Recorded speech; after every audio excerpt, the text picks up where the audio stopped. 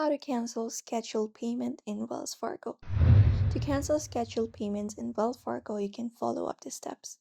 So for recurring payments, you may follow up the steps. You may head over to Wells Fargo online, and once you are here, you may sign in onto your account. You can look out for the sign in option in the top right corner.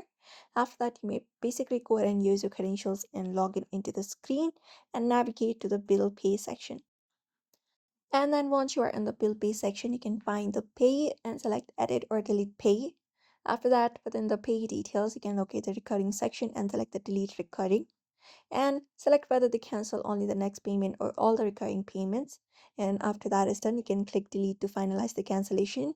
And once that is done, you can even stop payment on checks or ACS items. You can place and manage stop payments on checks, ACS items through the Wells Fargo mobile application or online. For recurring payment setup with merchants directly, it's best to contact them directly, the merchant, to request changes or cancellations. So that is that you may follow up this method if you would like to cancel scheduled payment in Wells Fargo. So I hope this video was helpful. Give it a thumbs up and subscribe for more tips and tutorials.